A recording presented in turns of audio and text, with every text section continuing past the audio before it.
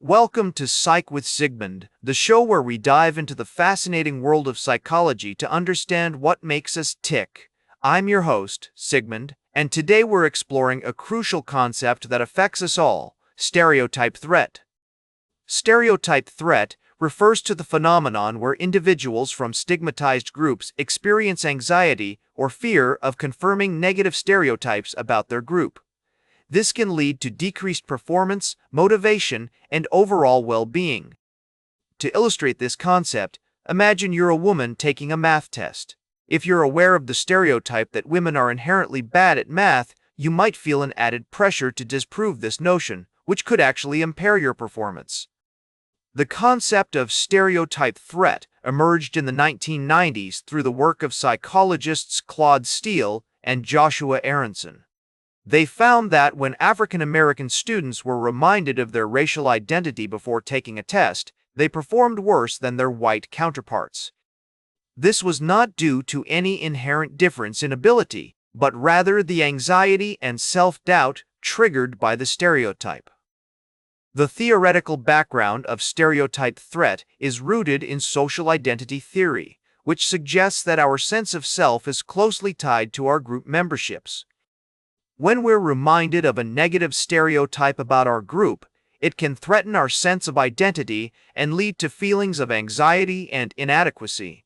This is exacerbated by the fact that stereotypes are often deeply ingrained in our culture, making them difficult to shake off.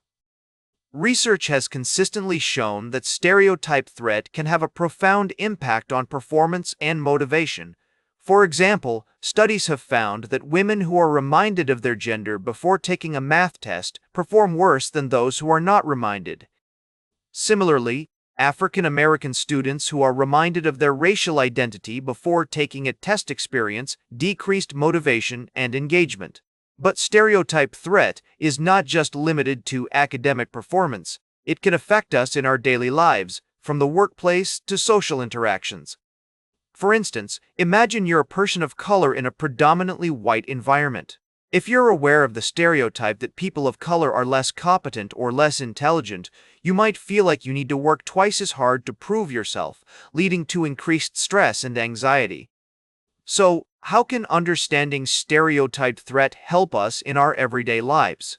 For one, it can make us more empathetic and aware of the challenges faced by people from diverse backgrounds. By recognizing the power of stereotypes, we can work to create a more inclusive and supportive environment that allows everyone to thrive. Therapists and educators can also use this knowledge to develop interventions that help individuals cope with stereotype threat and build resilience. One approach is to use what's called stereotype inoculation techniques. These involve explicitly addressing and challenging negative stereotypes before a task, which can help individuals build resilience and reduce the impact of stereotype threat. For example, a study by Walton and Cohen found that when students were given a brief intervention that challenged negative stereotypes about their group, they performed better on subsequent tasks and showed increased motivation and engagement. Another strategy is to focus on what's called self-affirmation. This involves reminding individuals of their positive qualities and strengths, which can help counteract the negative effects of stereotype threat.